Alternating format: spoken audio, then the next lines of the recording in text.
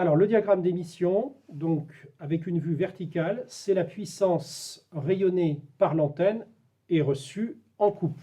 Donc, souvenez-vous, autant le diagramme d'émission vu dans un plan horizontal était étroit, caractérisé par l'angle d'ouverture à 3 dB, eh bien, dans un plan vertical, le diagramme d'émission est très très large.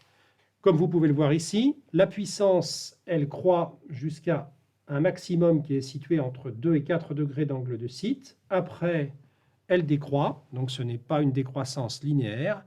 Et après, elle décroît considérablement jusqu'à s'aligner. Qu'est-ce que ça veut dire? Ça veut dire qu'au-delà d'un certain angle de site, généralement quand les avions sont très proches de l'antenne, c'est-à-dire haut, donc vu sous un angle élevé, eh bien, on a ce qu'on appelle le cône de silence. Donc voici les limites du cône de silence. Donc je vais prolonger.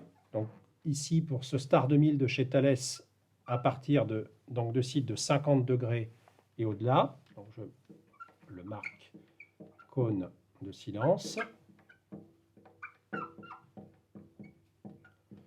Donc les avions dans ce cône ne seront pas détectés. Inversement, vous voyez dans le bas qu'il est possible de détecter des avions avec un angle de site négatif. L'intérêt que ça peut présenter, ce serait pour un radar primaire qui serait installé en altitude, au sommet d'une montagne, et qui aurait à détecter des avions situés plus bas que lui.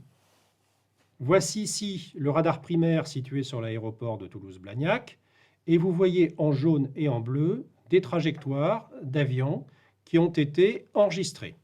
Et qu'est-ce que vous constatez? Eh bien, lorsque l'avion s'approche de l'antenne du radar primaire de Toulouse-Blagnac, vous voyez délimité ici par les deux flèches en jaune, eh bien, il y a une perte de détection.